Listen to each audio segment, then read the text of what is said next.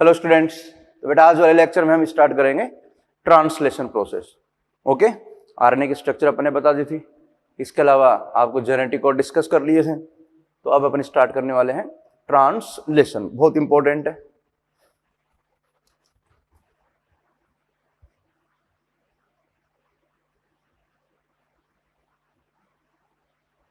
Translation also called protein synthesis.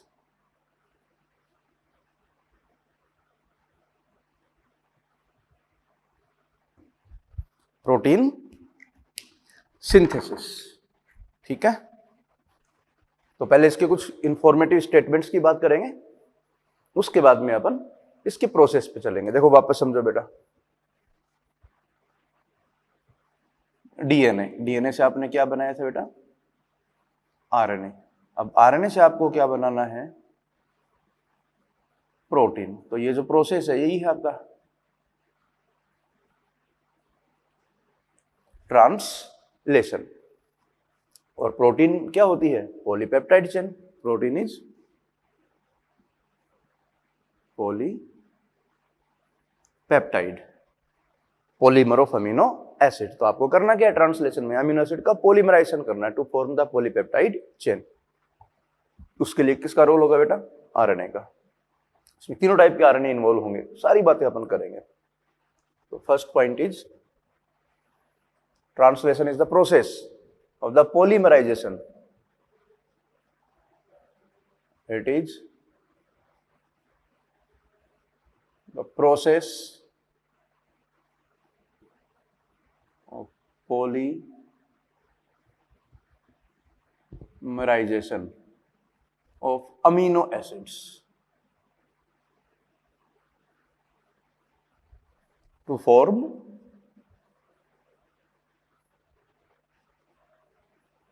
polypeptide chain और protein. Okay, अगला point देखो important है बेटा, समझते जाना सारे पॉइंट। एनसीईआरटी की स्टेटमेंट की बात करेंगे और साथ में कुछ एक्स्ट्रा पॉइंट इन्वॉल्व करेंगे। The order and sequence of amino acids, the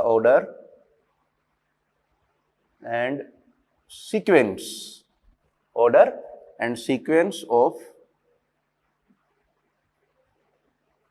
amino acids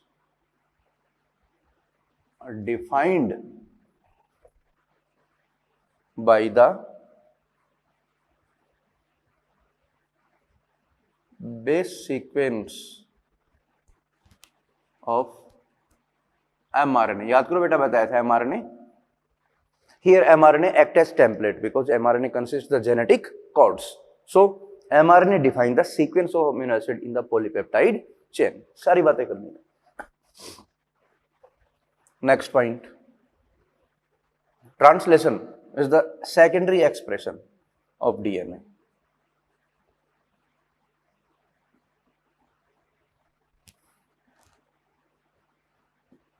The secondary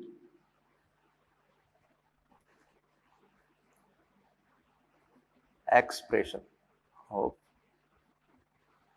DNA। Next, site of translation।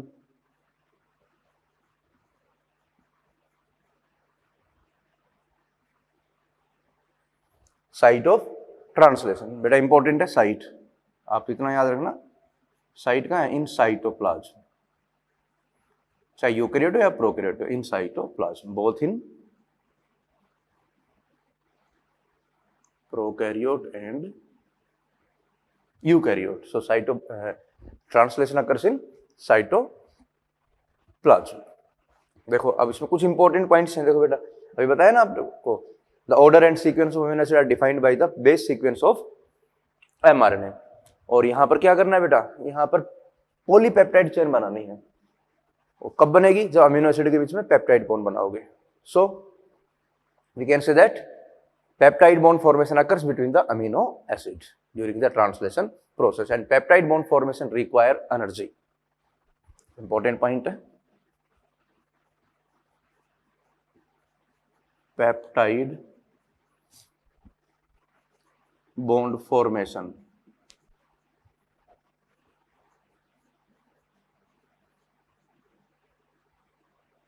require energy. It is energy dependent process.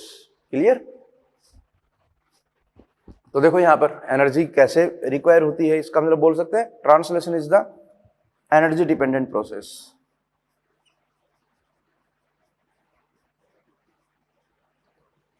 Is energy dependent process. Okay, तो यहां देखो translation में थोड़ा सा आपको मैं concept बता रहा हूं कि इनिशियली फर्स्ट फेज में ही एनर्जी की रिक्वायरमेंट कैसे होती है, थोड़ा इसको समझाता हूं मैं आपको ना. The first phase, in the first phase of translation, amino acids are activated in the presence of ATP. यह बता देता हूं बेटा.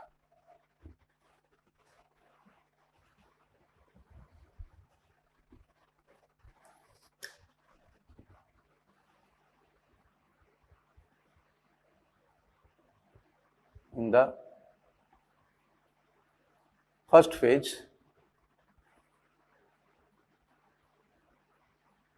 itself amino acids are activated. देखो इसको मैं एक रिएक्शन की फॉर्म में बताऊंगा. Amino acids are activated in the presence of ATP. Are activated in the presence of ATP and linked to their cognate tRNA. समझना इसको बेटा. अमीनो एसिड को एक्टिवेट किया जाएगा और फिर अमीनो एसिड को कॉग्नेट टीआरए के साथ क्या करेंगे अपन, लिंक करेंगे. And that process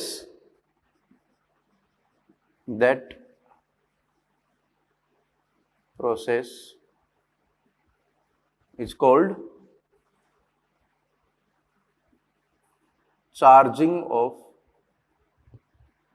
tRNA or amino acylation of tRNA.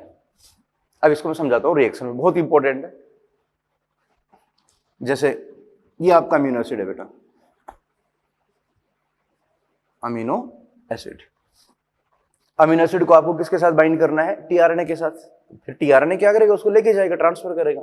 Amino acid plus tRNA and that process is catalyzed by specific enzyme, that is amino acyl transferase. Okay, amino acyl transferase. So directly we can say that amino acid bind with tRNA, amino acid bind with tRNA, and that tRNA is also called charged tRNA. So in this amino acid bind with tRNA through the acyl linkage. याद करो मैंने diagram बताया था बेटा, ये देखो इस तरह से टीआरएनए था, रफ डायग्राम बना रहा हूं. यहां अमीनो एसिड बाइंड हो गया बेटा इसके 3 प्राइम एंड पे. कौन से प्राइम एंड पे बाइंड होता है, 3 प्राइम एंड पे, जो मैंने आपको डायग्राम में मेंशन कर दिया. और यहां किसकी रिक्वायरमेंट है बेटा, यहां पर यूज आता है एटीपी. एटीपी कन्वर्ट हो जाएगा बेटा यहां पर एएनपी में. ओके, थोड़ा इंपॉर्टेंट है, यहां पर एटीपी कंज्यूम हो रहे हैं. ठीक है, तो that is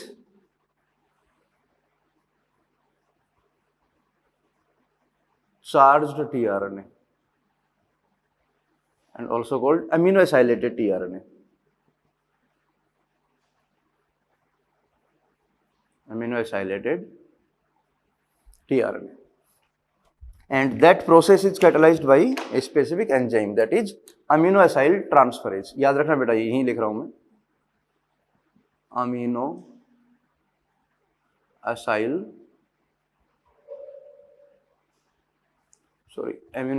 synthetase.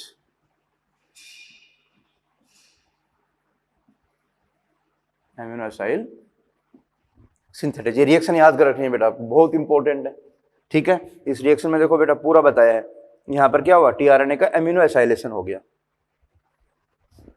TRNA free था ये, इसको क्या बोलोगे बेटा, ये फ्री टीआरएनए है, लेकिन अब क्या हो गया, tRNA charged because tRNA bind with amino acid, so we consider amino acid linked to the coordinate tRNA. Coordinate क्यों बोला है समझो बेटा, ऐसे नहीं अमीनो एसिड हर कोई टीआरएनए के साथ ऐड हो जाएगा, उसके पास स्पेसिफिक जो एंटी कोडोन उसके अकॉर्डिंग अमीनो एसिड के साथ जाके बाइंड होगा। तो there are 20 types of specific amino acid और उनको अपन टीआरएनए के साथ बाइंड करेंगे। तो अमीनो एसाइल सिंथेटेज भी कितने टाइप के हैं बेटा, 20 टाइप्स के होते हैं। थोड़ा सा वाइड जा रहा हूं लेकिन समझ जाओगे। तो ये प्रोसेस क्या है, that process is called amino acylation of tRNA और चार्जिंग ऑफ टीआरएनए। ये है बेटा आपका चार्जिंग।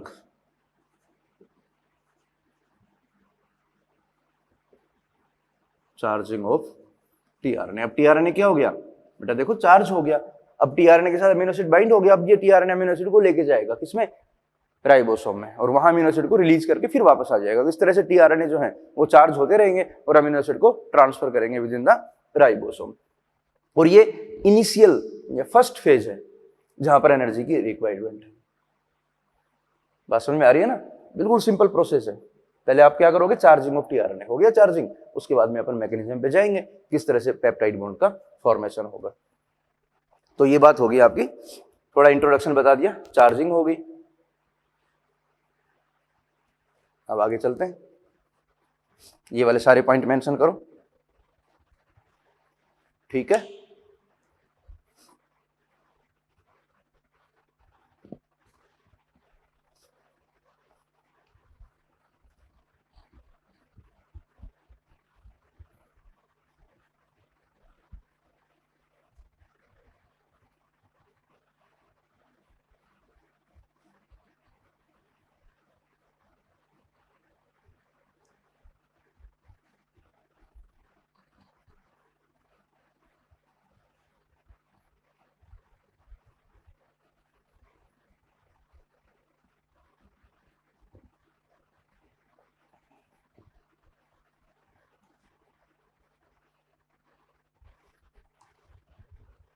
क्लियर। तो अपने बेसिकली बता दिया ट्रांसलेशन प्रोसेस होता क्या, फिर समझो। Translation process is the polymerization of amino acid to form the polypeptide chain. लेकिन रिक्वायरमेंट किसकी होगी बेटा, उसके लिए आरएनए मॉलिक्यूल चाहिए होते हैं। तो देखो अभी मैं सारे पॉइंट मेंशन करूंगा, थोड़ा डिटेल में चलेंगे ताकि कहानी क्लियर हो जाए। तो मैं बोल सकता हूं requirement for the translation, very very important.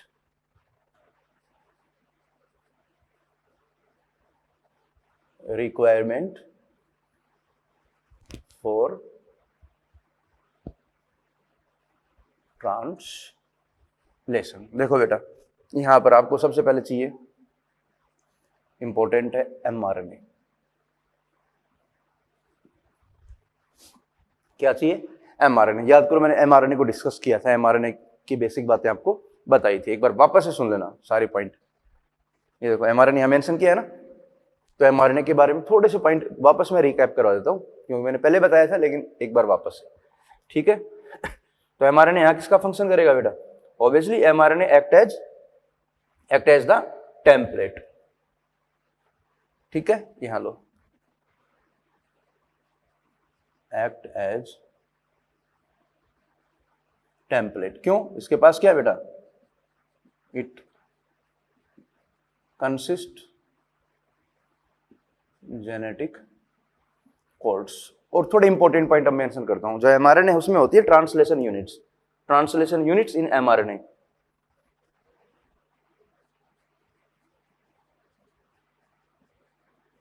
Translation units presenting mRNA. अब क्या होता है ट्रांसलेशन यूनिट, थोड़ा समझते हैं।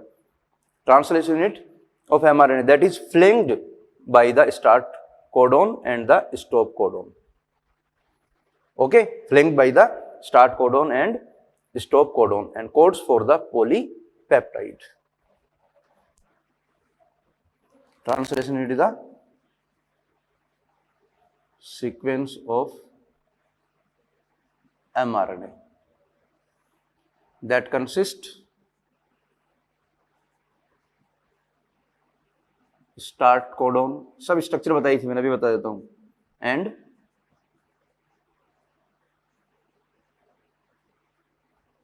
Stop codon and code poly peptide. देखो डायग्राम वापस से बता रहा हूं बेटा, ये आपका एमआरएनए है, 5 प्राइम 3 प्राइम, याद करो यहां पर बेटा बताया था मैंने, यहाँ AUG है स्टार्ट कोडोन, और यहाँ होता है आपका स्टॉप कोडोन UAA, 3 में से कोई एक स्टॉप कोडोन होगा। That sequence just before the start codon that is called 5 prime UTR, याद आया? और ये वाला जो सीक्वेंस है बेटा just after stop codon that is 3 prime UTR, okay, that is start codon, that is stop codon, and that is called the open reading frame of mRNA। ये diagram मैंने बनाया था, देख लेना, open reading frame of mRNA। अब ये UTR क्या होते हैं ये मैंने डिस्कस किया था, एक बार वापस यहाँ थ्योरी इसकी अपन मेंशन कर देते हैं। इन mRNA some additional sequence that are not translated, UTR क्या है समझो बेटा, untranslated regions, these are the additional sequences, those are not translated but help in translation process, okay. ये वाले देखो, और डायरेक्टली क्वेश्चन आता है UTR present in, answer will be mRNA. UTR present at 5 prime end और 3 prime end, answer will be both 5 prime end 3 prime end. UTR stand for untranslated regions, these are the translational units found at the both 5 prime end and 3 prime end, and that is the open reading frame of the mRNA, correct? That is the diagram of mRNA. So we can say that mRNA act as the template because it consists translational units and codes for the polypeptide chain, start codon and stop codon. Very simple, start codon just after the 5 prime UTR and the stop codon just before the 3 prime UTR, okay. ये देखो diagram मैंने repeat किया बेटा, पहले भी बताया था मैंने mRNA में, अब वापस से आ रहा है ट्रांसलेशन में, इसको थोड़ा सा याद रखना क्योंकि यहां से क्वेश्चन डायरेक्टली पूछता रहता है, ओके। यहां तक की बात क्लियर? ठीक है बेटा, तो ये बात होगी आपकी mRNA की, क्लियर। mRNA से रिलेटेड जो भी क्वेश्चन आएंगे आपको आंसर करना होगा। देखो बिल्कुल सिंपल मैंने स्टेटमेंट बताए, एज इट इज आपको याद रखने हैं। फिर से सुन लो, ये जो mRNA है उसका फंक्शन क्या है? mRNA act as template. तो पॉलीपेप्टाइड चेन में जो अमीनो एसिड का सीक्वेंस होगा उसको कौन डिफाइन करेगा? mRNA करेगा। देखो यहाँ पर कोडोन है ना, ये स्टार्ट कोडोन है, तो स्टार्ट कोडोन इनिशिएशन में भी हेल्प करेगा और ये मिथ्योनिन को कोड कर रहे हैं। प्रोकैरियोट की बात करें तो फॉर्मेलेटेड मिथ्योनिन, फिर उसके बाद में अगला कोडोन है, ये सारे अमीनो एसिड को कोड करेंगे। Stop codon is the nonsense codon, not code for any amino acid but help in the translation termination. बताएंगे भी मैकेनिज्म में, बताएंगे इसका टर्मिनेशन में कैसे हेल्प करता है, ठीक है। तो ये बात किसकी कर ली अपन ने? mRNA की। तो बताओ रिक्वायरमेंट की बात करें तो mRNA की रिक्वायरमेंट है कि नहीं है बेटा? तो mRNA की रिक्वायरमेंट भी बता दी और इसके वापस से मैंने कुछ फंक्शन जो है वो आपको एक्सप्लेन कर दिए, ठीक है। अब देखो बेटा mRNA के बाद अब किसकी रिक्वायरमेंट है? ये साथ साथ मेंशन करते रहना बेटा, ठीक है, ये इसके साथ ही मेंशन कर लेना। mRNA के बाद आपको रिक्वायरमेंट किसकी? अगली राइबोसोम, राइबोसोम चाहिए ना, और राइबोसोम की स्ट्रक्चर अपन ने बता दी थी। राइबोसोम, प्रोकैरियोट की बात करें तो 70s राइबोसोम होगा, यूकैरियोट होगा तो 80s राइबोसोम। और राइबोसोम क्या बेटा? Protein factory. Ribosome is protein factory, ठीक है। हल्का सा सुनो, देखो राइबोसोम ऐसे स्ट्रक्चर बताई थी आपको, लार्ज सब यूनिट, स्मॉल सब यूनिट, ओके। प्रोकैरियोट की बात करें क्योंकि यहाँ पर प्रोकैरियोट को रेफरेंस ले रहे हैं, तो यहाँ पर कौन सा होगा बेटा? 70s राइबोसोम, ठीक है, वापस से स्ट्रक्चर देख लो। 70 राइबोसोम याद रखना बेटा, थोड़ा इंपॉर्टेंट है। इसके अंदर कौन कौन से आरआरएनए होते हैं सब बताए थे मैंने, ठीक है। और जो राइबोसोम होते हैं उनमें generally 80 different types of proteins होती हैं, ठीक है, ये अलग से मेंशन कर रहा हूं। राइबोसोम्स consist 80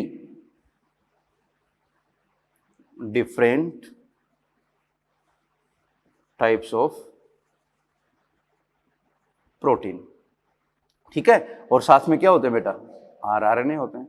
अगर 70s राइबोसोम की बात करें तो याद करो बेटा, बताया था 23S rRNA, 5S rRNA, 16S। ये कौन सा है, 23S आरआरएनए। ये कौन सा है बेटा, 5S आरआरएनए। और ये स्मॉल सब यूनिट में कौन सा है, 16S आरआरएनए।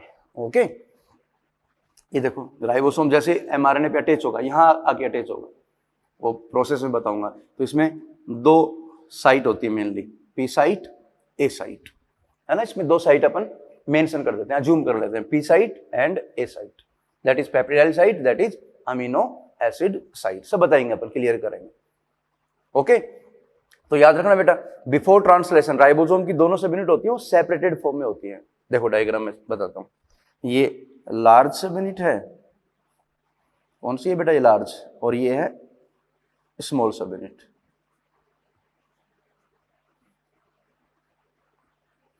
ठीक है।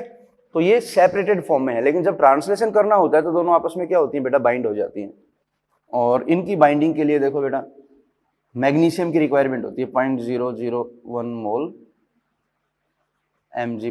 तो ये दोनों सब यूनिट क्या होती है बेटा, आपस में अटैच हो जाती है, ठीक है। तो ये थोड़ा सा बता दिया, कहीं क्वेश्चन वेश्चन मिले तो आप कर लोगे, ठीक है। तो राइबोसोम की रिक्वायरमेंट क्यों है, क्योंकि राइबोसोम के अंदर ही क्या होगा बेटा, पेप्टाइड बॉन्ड का फॉर्मेशन होगा, वही क्या करेगा, प्रोटीन सिंथेसिस में हेल्प करेगा। तो राइबोसोम की स्ट्रक्चर की बात की अपन ने, राइबोसोम किसके साथ बाइंड होना है, एमआरएनए के साथ। देखो डायग्राम बना रखा है इसलिए बता देता हूं, इस तरह से राइबोसोम की पहले छोटी सब यूनिट आएगी और फिर लार्ज सब यूनिट आएगी, ठीक है।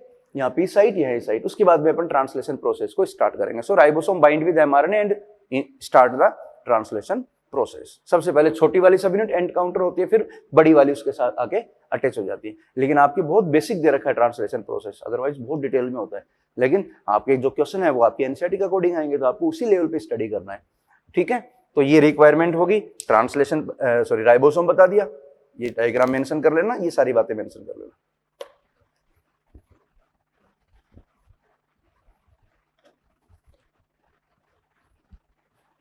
अब इसके बाद देखो अगली रिक्वायरमेंट बेटा, आप बताओगे।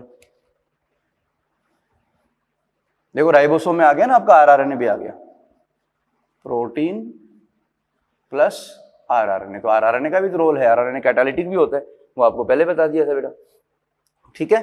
अब यहां पर देखो, अब टीआरएनए की रिक्वायरमेंट भी है। टीआरएनए अपन ने बता चुके हैं अपन, यहां पर चार्ज टीआरएनए आएंगे बेटा, चार्ज टीआरएनए, समझ गए, चार्ज टीआरएनए, अमीनो एसिड के साथ टीआरएनए है, चार्ज्ड टीआरएनए। तो टीआरएनए का भी रोल है, अमीनो एसिड को क्या करेंगे बेटा, ट्रांसफर करेंगे। अगली रिक्वायरमेंट देखो बेटा, अगली रिक्वायरमेंट में देखना बिल्कुल क्लियर है। अगली रिक्वायरमेंट होगी आपकी, इसमें आपको रिक्वायरमेंट होगी इनिशिएटर चार्ज टीआरएनए की, वो प्रोसेस में बताऊंगा। इनिशिएटर चार्ज्ड टीआरएनए, जैसे प्रोकैरियोट की बात करें तो इनिशिएटर चार्ज टीआरएनए कौन होता है बेटा, याद करो, फॉर्माइलेटेड मिथ्योनिन के साथ टीआरएनए ऐड है। देखो एफ मेट, ये कौन होगा, tRNA, that is initiator charge tRNA. अगली रिक्वायरमेंट कुछ इनिशिएशन फैक्टर की रिक्वायरमेंट होती है, इनिशिएशन फैक्टर्स। इसके अलावा रिलीज फैक्टर की रिक्वायरमेंट होती है। इसके अलावा इलोंगेशन फैक्टर, लेकिन ये सब आपको नहीं याद रखना बेटा, क्योंकि आपकी इतना डिटेल में है नहीं। इलोंगेशन फैक्टर्स, तो ये रिक्वायरमेंट है ट्रांसलेशन के लिए। एमआरएनए चाहिए, राइबोसोम चाहिए, टीआरएनए आ जाएंगे, और ये कुछ फैक्टर हैं जो आपकी एनसीईआरटी में डिस्कस नहीं किए गए। रिलीज फैक्टर को थोड़ा सा बता दूंगा मैं लास्ट में, ठीक है। तो तब जाके आपका ट्रांसलेशन कंप्लीट होगा। तो अब सीधा अपन चलेंगे मैकेनिज्म ऑफ ट्रांसलेशन। ओके, ये यहां तक की बातें हो गई। अब चलते हैं बेटा किस पे, मैकेनिज्म पे। ये बना लेना रिक्वायरमेंट।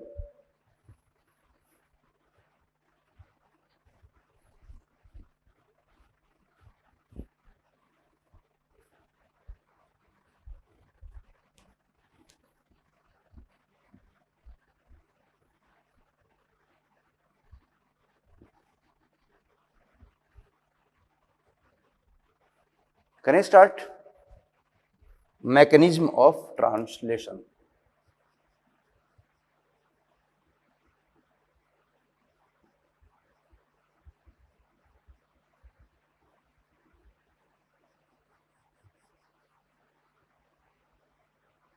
मैकेनिज्म ऑफ ट्रांसलेशन, इसमें बेटा 3 स्टेप की बात करेंगे अपन, 1 2 3।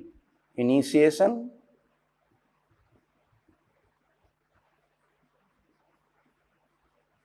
elongation and termination. Okay, 3 step हैं, इनिशिएशन, इलोंगेशन एंड टर्मिनेशन। तो कैसे इनिशिएशन होता है, कैसे इलोंगेशन होगा, किस तरह से टर्मिनेशन होगा, उसमें अपन डायग्राम भी मेंशन कर देंगे और सारी बातें भी कवर कर लेंगे। तो सबसे पहले कहां से कहानी स्टार्ट करें बेटा, इनिशिएशन से। ओके, तीनों स्टेप बनाओ, उसके बाद में इनिशिएशन हेडिंग डाल देना। Translation, initiation. तो डायग्राम के साथ साथ ये सारी कहानी अपन कंप्लीट करेंगे बेटा। देखो यहां मैं पॉइंट मेंशन करूंगा, यहां डायग्राम बनाऊंगा। तो आप बेटा खुद बताओ, ये आपका है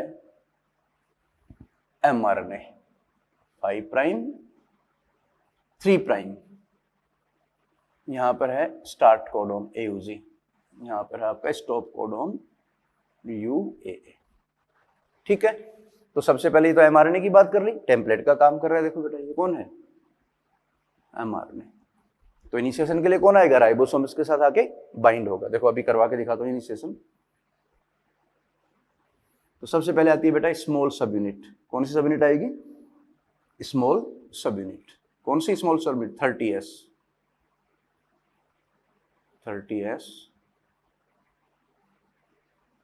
एनसीईआरटी में इतना डिटेल में नहीं है, एक ही डायग्राम में उसने सारा कुछ मेंशन किया, थोड़ा मैं अलग अलग मेंशन कर दूंगा। ये देखो बेटा,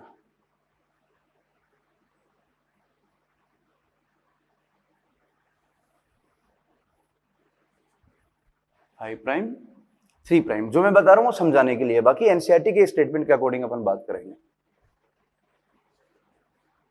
AUG, तो यहां देखो स्मॉल सब यूनिट आगे इस तरह से बाइंड हो जाएगी बेटा।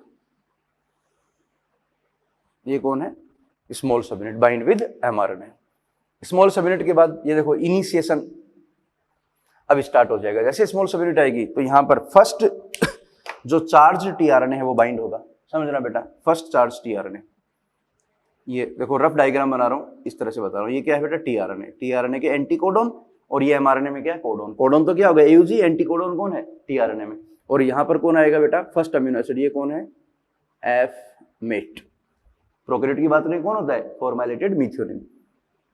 तो ये जो डायग्राम बनाया ये बेटा इनिशिएशन को रिप्रेजेंट कर रहा है। तो ये क्या हो गया बेटा आपका, ट्रांसलेशन, इनिशिएशन। और जैसे ही ये F-मेट इसके साथ बाइंड होगा, तुरंत जो है लार्ज सब यूनिट भी इसके साथ आके एनकाउंटर हो जाएगी। ये कौन है बेटा, लार्ज सब यूनिट। तो राइबोसोम बाइंड हो गया mRNA के साथ, और ये ट्रांसलेशन का इनिशिएशन। इनिशिएशन का मतलब फर्स्ट अमीनो एसिड जो है वो आपके राइबोसोम में आ गया। अब देखो मैंने बताया था आपको, इसमें 2 साइट होती है बेटा, P site and A site. ठीक है, तो ये लो पूरा आपको थोड़ा थ्योरेटिकली बता देता हूं, क्योंकि थ्योरी भी इंपॉर्टेंट है साथ में।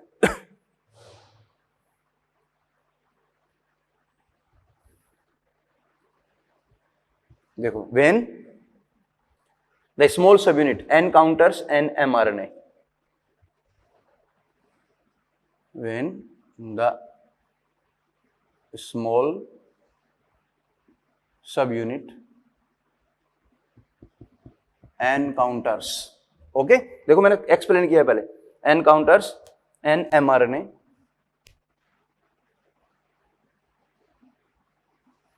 मतलब एनकाउंटर्स का मतलब क्या हो गया बेटा, mRNA के साथ बाइंड हो गए। Encounters an mRNA, the process of translation of mRNA to protein begins.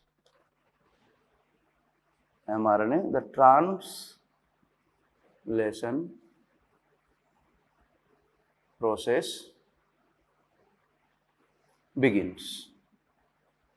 Okay, कैसे बिगिन हुआ बेटा? स्मॉल सम यूनिट बाइंड होगी और आपका जो फर्स्ट चार्ज टीआरएनए है वो आके यहाँ स्टार्ट कोडोन के साथ आके बाइंड होगा। देखो अगले स्टेटमेंट में क्लियर कर देते हैं, बिल्कुल आराम से क्लियर करेंगे, सारे पॉइंट समझते जाना लेकिन बेटा, ठीक है। For initiation ribosome bind to the mRNA. For initiation ribosome bind to mRNA. Ribosome bind to the mRNA at the start codon. At the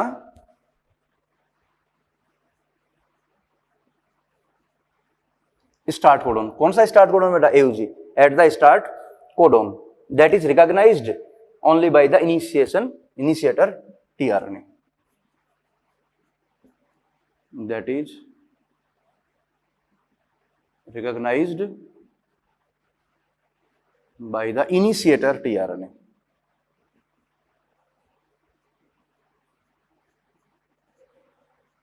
ये रहा बेटा इनिशिएटर टीआरएनए। कौन सा? जो फर्स्ट चार्ज टीआरएनए है, that is the initiator tRNA. Prokaryote में क्या लेके आएगा बेटा? वो formyl methionine, initiator tRNA. The ribosome proceed to elongation. अब देखो जैसे ही initiator charge tRNA start codon के साथ जाके बाइंड हो जाएगा, ऑब्वियसली ये क्या हो गया? इनिशिएशन हो गया, ट्रांसलेशन। इलोंगेशन नहीं हुआ अभी, इनिशिएशन हुआ। पेप्टाइड बॉन्ड अभी नहीं बनेगा, पेप्टाइड बॉन्ड इलोंगेशन में बनता है। तो ये देखो बाइंड कैसे हुआ? TRNA bind with mRNA. तो टीआरएनए में क्या है बेटा? एंटीकोडोन, और एमआरएनए में क्या होते हैं? कोडोन। और कोडोन एंटीकोडोन एक दूसरे के कॉम्प्लीमेंट्री है, याद रखना। आपस में हाइड्रोजन बॉन्डिंग हो जाएगी। देखो यहाँ पर ये हाइड्रोजन बॉन्डिंग है बेटा, ओके, क्योंकि कॉम्प्लीमेंट्री है तो हाइड्रोजन बॉन्डिंग के थ्रू क्या हो जाएंगे? आपस में ज्वाइन हो जाएंगे। बात समझ में आ रही है ना? देखो ये आपका AUG 5' to 3' डायरेक्शन में AUG, तो यहाँ पर ये कॉम्प्लीमेंट्री है तो उसको रीड किस डायरेक्शन में करोगे? इधर से 5' to 3'। तो ये एंटीकोडोन को इस डायरेक्शन में रीड करोगे, इसको इस डायरेक्शन में। क्लियर? तो ये हो गया आपका बेटा इनिशिएशन। अब देखो इलोंगेशन कैसे होगा? इनिशिएशन तक मेंशन करो, ये सारे पॉइंट मेंशन कर दो, उसके बाद में अब चलेंगे अपन इलोंगेशन। ठीक है, ये डायग्राम को अब आगे कंटिन्यू करेंगे।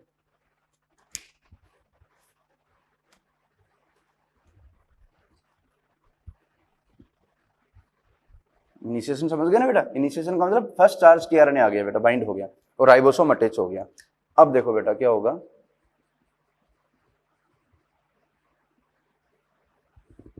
इलोंगेशन। वेरी सिंपल, देखो ये डायग्राम में मेंशन कर रहा हूं। ये तो आपका पहला टीआरएनए आ गया। अब देखो ये जो पी साइट है उसमें फर्स्ट टीआरएनए याद रखना बेटा, फर्स्ट चार्ज टीआरएनए किस में आएगा? पी साइट में।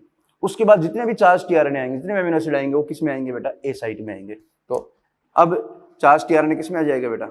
यहाँ पर कोडोन है कोई, तो ये टीआरएनए आ गया। नेक्स्ट कोडोन के कॉम्प्लीमेंट्री, यहाँ पर अमीनो एसिड को लेके आएगा। ठीक है, तो दो अमीनो एसिड आपस में क्या आ गए बेटा? क्लोज आ गए। देखो अब इलोंगेशन में होगा क्या समझना, फिर पेप्टाइड बॉन्ड बनाना है आपको। Simple.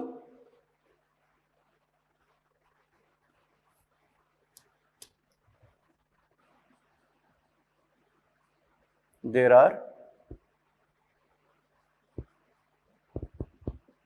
two sites in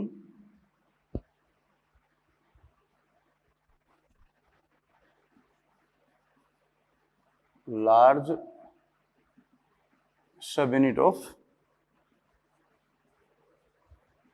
ribosome. Okay, two sites in the large subunit of ribosome. Amino acid क्या करेंगे बेटा? बाइंड होंगे इसमें and close enough for the formation of amino acid bind in large unit and come in close proximity. We can say that be close enough to each other and be close enough to each other. जैसे दोनों एक दूसरे के पास आएंगे बेटा, उनके बीच में क्या बना देंगे अपन? ये पेप्टाइड बॉन्ड बनाना है, तभी तो इलोंगेशन होगा ना। So peptide bond is formed between amino acid, और बॉन्ड फॉर्मेशन के लिए कौन रेस्पॉन्सिबल है बेटा, याद करो, बताया था राइबोजाइम, राइबोजाइम, याद है, राइबोजाइम जो 23S RRNA है वो क्या करेगा, पेप्टाइड बॉन्ड बना देगा। Ribozyme catalyse peptide bond formation, बिल्कुल सिंपल है। देखो बेटा, ये पेप्टाइड बॉन्ड बन गया, किसने बनाया, राइबोजाइम ने। जैसे बॉन्ड बनेगा तो राइबोसोम अब मूव करेगा आगे बेटा, इसके पास होती है ट्रांसलोकेज एक्टिविटी, ये मूव कर रहा है ना, ट्रांसलोकेज, इसके पास क्या है, ट्रांसलोकेज एक्टिविटी। तो राइबोसोम क्या करेगा, मूव कोडोन टू कोडोन, ये कोडोन टू कोडोन मूव करेगा, और जैसे मूव करेगा, देखो इमेजिन करो बेटा, जैसे आगे मूव करेगा ये कोडोन आगे, तो जो पीस ए साइट है उसका कंटेंट तो पी साइट में चला जाएगा, और ए साइट क्या हो जाएगी, फ्री हो जाएगी, वापस उसमें अमीनो एसिड आएगा, और ये कंटिन्यू प्रोसेस चलता रहेगा और पॉलीमराइजेशन होता रहेगा। So we can say that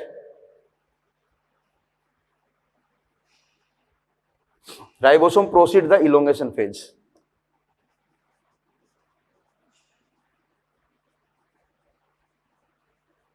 Proceed the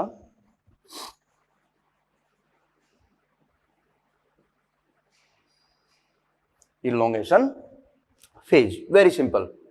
Okay. So we can say that during this stage, ribosome move codon to codon. Appropriate codon mRNA by forming complementary base pair with the tRNA codon. Ribosome move from codon to codon. Ribosome move codon to codon, देखो codon to codon move करेगा and subsequently form the polypeptide chain, move codon to codon and form polypeptide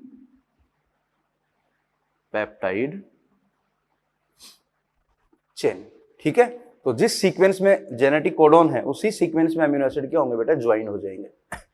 जैसे यहाँ पर AUG है तो मीथेनिन आएगा, यहाँ पर अगर मान लो आगे कोई दूसरा GUG है तो ऑब्वियसली यहाँ पर कौन आएगा बेटा, वेलिन आएगा। GGG है तो ग्लाइसिन आएगा। इसका मतलब वही पुरानी बात आ गई, the order and sequence of amino acid defined by the base sequence of mRNA। Correct, तो ये बात होगी आपकी इलोंगेशन प्रोसेस की।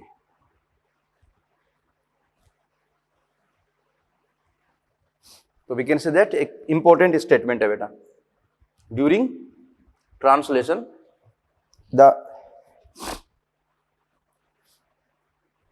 Sequence of polypeptide chain is dictated bye DNA and represented by mRNA।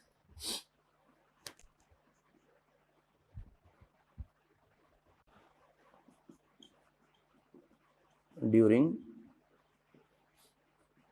translation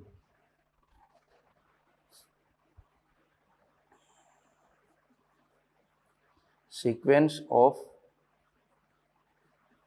polypeptide, ये लिख रहा हूं बेटा, is dictated by DNA and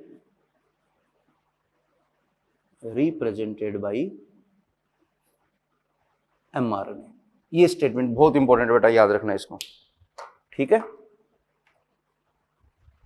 statement को समझो, बहुत इंपॉर्टेंट स्टेटमेंट है, dictated bye DNA represented by the mRNA।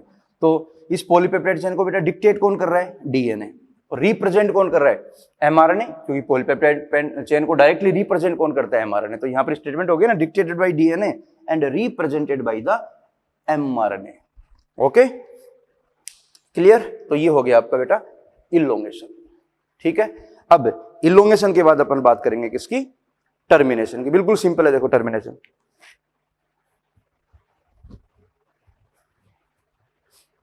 Termination process पे आते हैं।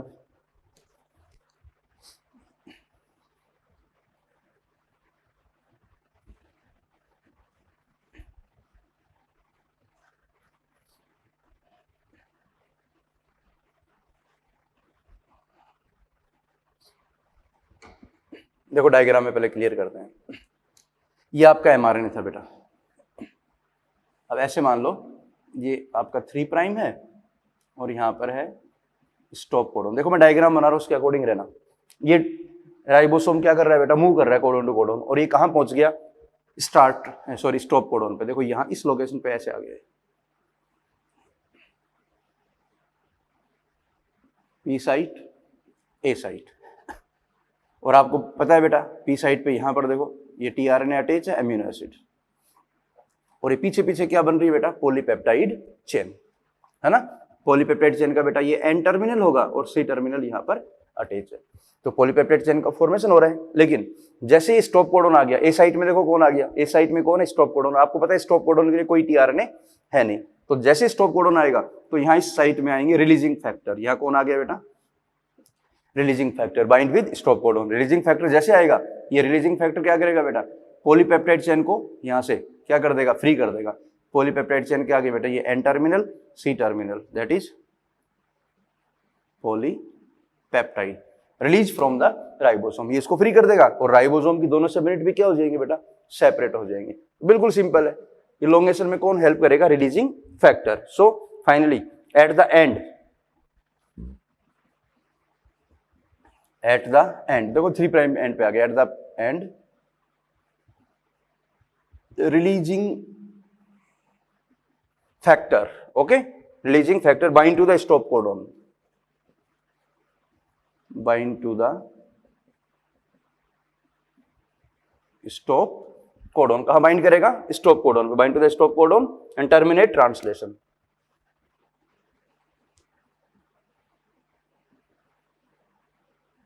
terminate translation process is terminated by the releasing factor and release the complete polypeptide chain and release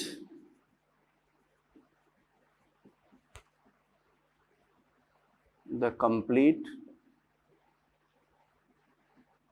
polypeptide chain। Okay तो ये हो गया आपका termination. फिर से समझो बेटा, मैं थोड़ा सा आपको हिंट दे रहा हूं कि इधर उधर के क्वेश्चन पूछेगा तो क्या बात करेगा वो। इनिशिएशन हो गया था, initiation, during initiation the first charge tRNA enter into P site और ए साइट। Simple, P site. सबसे पहले अमीनो एसिड किस में एंटर होता है बेटा, पी साइट में। अब उसके बाद जितने भी अमीनो एसिड आएंगे सब ए साइट में आएंगे।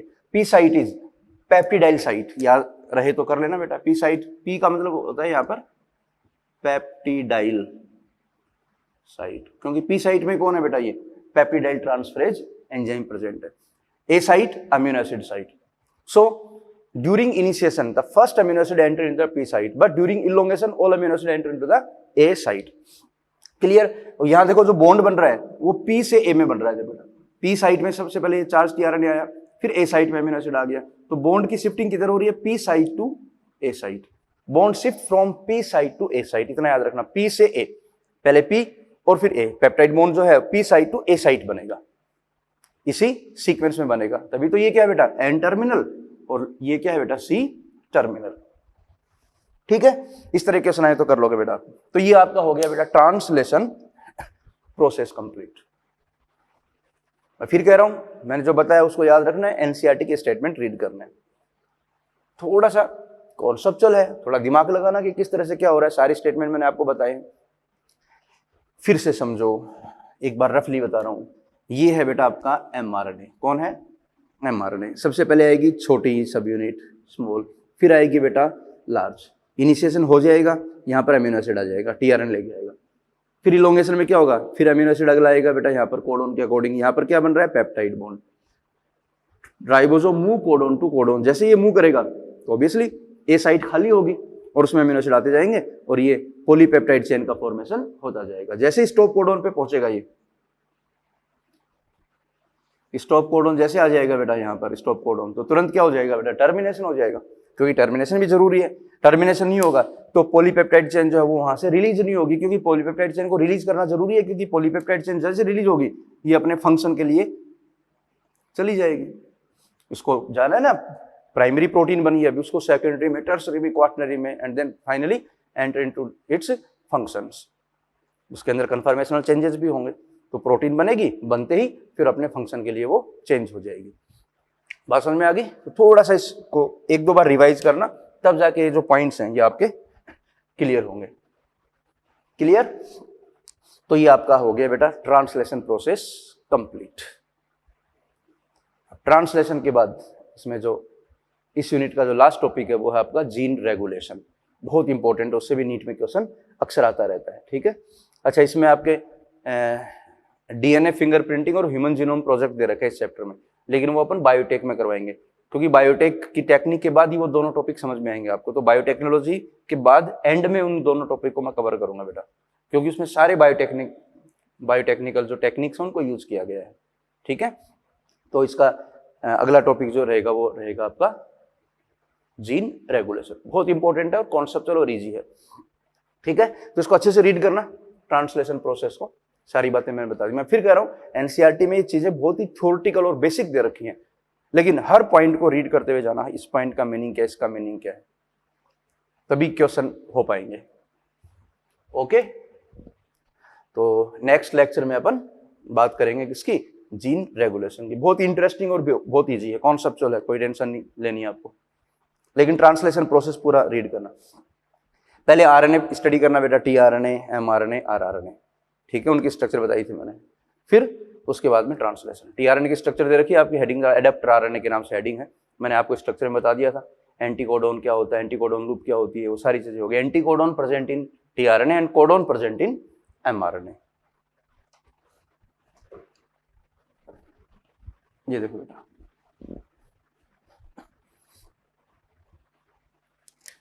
ये देखो यही तो प्रोग्राम हुआ है इसमें।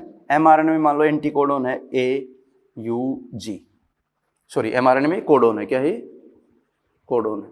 तो यहाँ पर टीआरएनए आएगा, तो टीआरएनए में एंटीकोडोन क्या होगा, देखो ये 5 प्राइम है ना, तो यहाँ क्या बोलोगे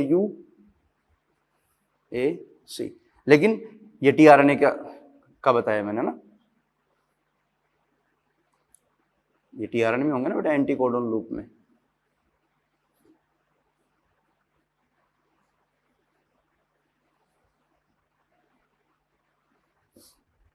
तो ये एमआरएनए में और ये टीआरएनए में। टीआरएनए में इसको किस डायरेक्शन रीड करोगे बेटा, 5 प्राइम, और ये कौन सा प्राइम होगा, 3 प्राइम, क्योंकि आपस में क्या है, कॉम्प्लीमेंट्री है ना, आपस में क्या है, कॉम्प्लीमेंट्री। तो ये AUG 5 प्राइम टू 3 प्राइम। फिर इसको रीड कैसे करोगे, CAU, क्या है बेटा ये, CAU, क्योंकि रीडिंग डायरेक्शन क्या होती है, 5 प्राइम टू 3 प्राइम। ओके, तो AUG अगर कोडोन है तो उसका एंटीकोडोन क्या होगा, क्या बोलोगे बेटा आप, CAU। अब वो चाहे लिख दो UAC, लेकिन डायरेक्शन ऐसे लिखनी पड़ेगी आपको, 3 प्राइम टू 5 प्राइम। कर लोगे ना ऐसे, ये लो, ये कोडोन है ACC, ये तो कोडोन हो गया, तो इसका एंटीकोडोन क्या होगा बेटा, UGG। ये 5 प्राइम टू 3 प्राइम है, ये भी इधर से 5 प्राइम टू 3 प्राइम होगा। ये क्या है, ये एंटीकोडोन। और ये कौन होगा बेटा, एमआरएनए में कोडोन। ओके, क्योंकि जब तक आप क्वेश्चन सोल्व नहीं करोगे तब तक बेटा कॉन्सेप्ट क्लियर नहीं होगा, तो इसलिए साथ में क्वेश्चन भी सोल्व करने मिलेंगे ऐसे क्वेश्चन आपको मॉड्यूल में, नहीं तो उसको मैं और भी कवर करवाऊंगा क्वेश्चन को। ठीक है, AUG is the start codon, stop codons UAA, UAG, UGA, इस तरह के क्वेश्चन आते हैं बेटा, बहुत इजी क्वेश्चन पूछते हैं, तो सारे याद रखना है आपको, चेकर बोर्ड भी याद रखना है। ठीक है, तो ट्रांसलेशन आपका कंप्लीट, उसके बाद में अपन बात करेंगे किसकी, जीन रेगुलेशन की। ठीक है, नेक्स्ट लेक्चर में बात करेंगे बेटा। Okay, all the best.